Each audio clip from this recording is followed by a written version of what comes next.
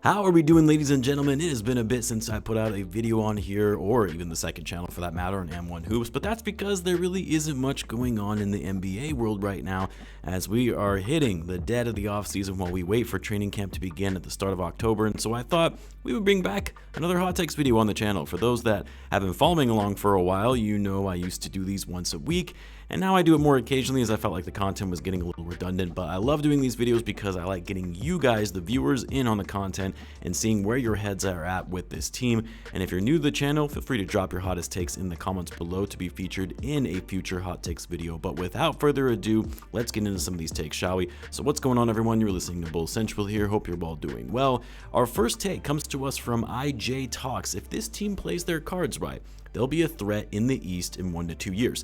It's funny because most of the hot takes I received this go around were very, very optimistic takes. Whereas I feel like any hot takes video I had from this past season, they were all doom and gloom scenarios about how the franchise is a disaster and we're never going to be winning a championship ever again. But anyway, there were some similar takes to this one, just worded a bit differently, so I'm kind of combining all of those. But I guess my response to the take is, yeah, I mean, anything is possible. I would say it's unlikely based on what we currently know of this roster, the front office, and their past decision making. But sure, there is a world where the Bulls could get lucky and say land Cooper Flagg in this upcoming draft, or even one of the other generational talents in 2025.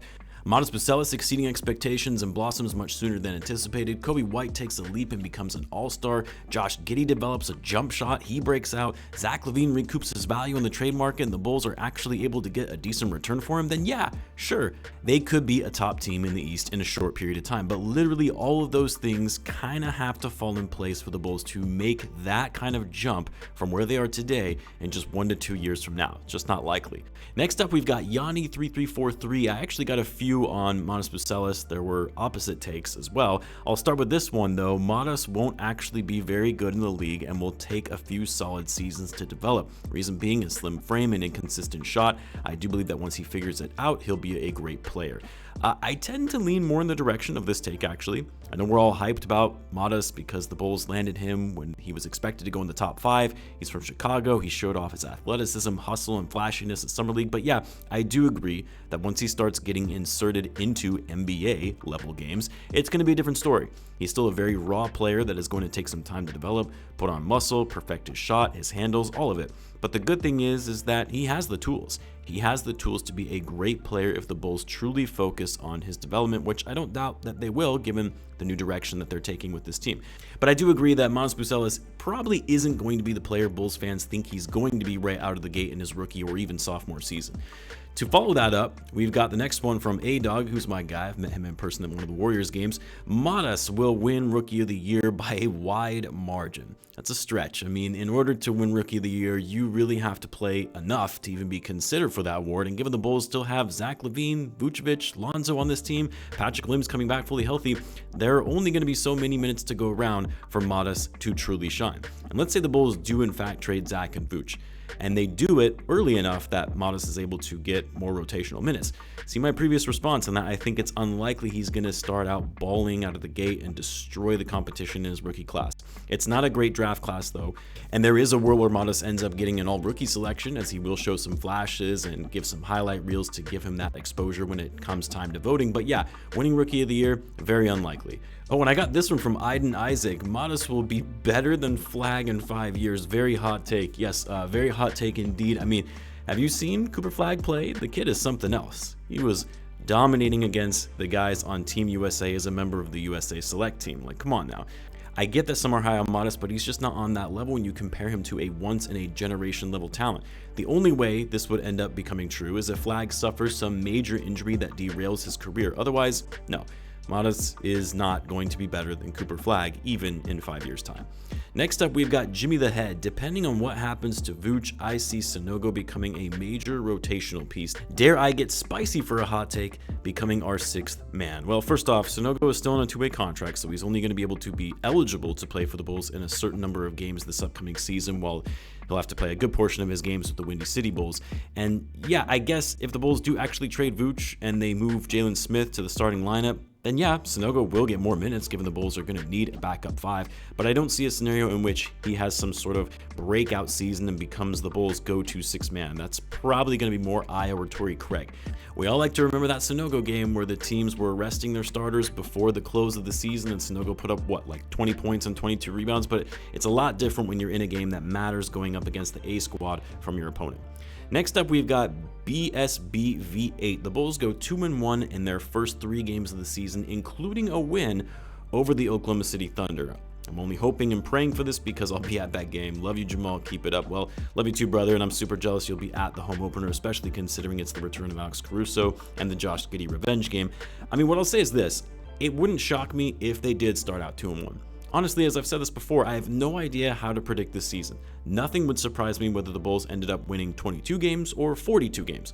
I wouldn't be shocked if there was a Zach LaVine revival, and I wouldn't be shocked if Vucevic somehow plays better next season. So sure, I guess I could see the Bulls messing around and winning a couple of their first games, even though they'll be going up against tough opponents. And I also wouldn't be surprised if they start out the year 0-5.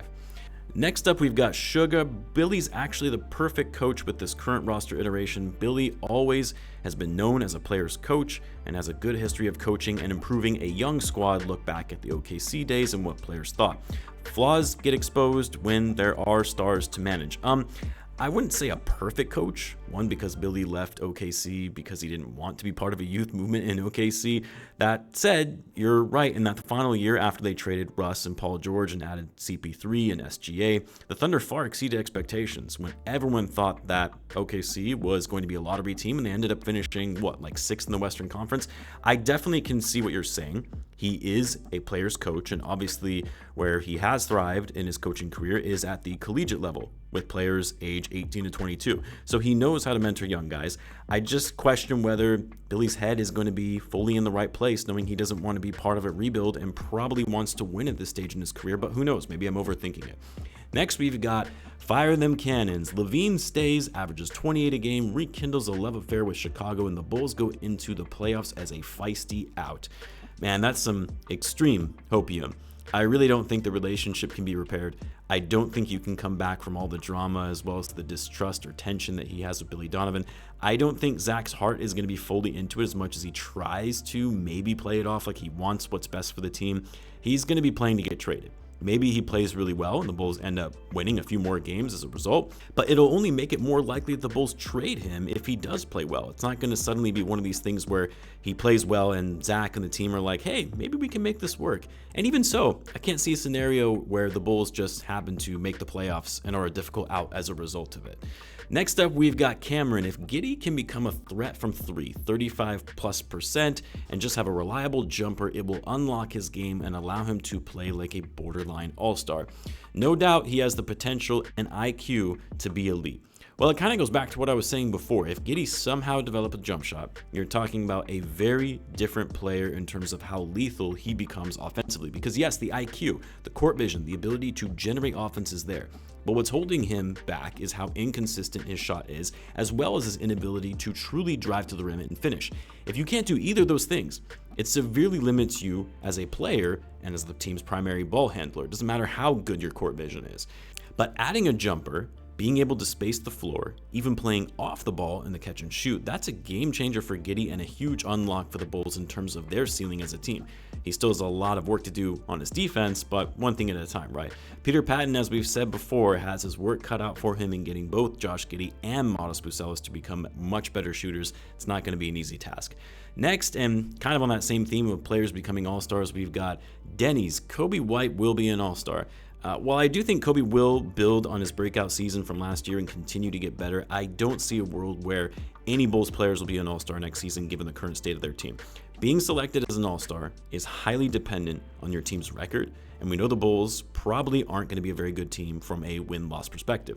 Like, you have to be putting up eye-popping numbers on a subpar team, clearly being the best player on said bad team to be selected as an all-star. Like, Zach LaVine had to put up damn near 50, 40, 90 on over 27 points per game to finally become an all-star, and he barely made it, and it's because the Bulls were a bad team that was in the lottery year after year. So unless Coby absolutely dominates next season and also becomes the Bulls' clear best player and number one option, I don't see him being selected as an all-star.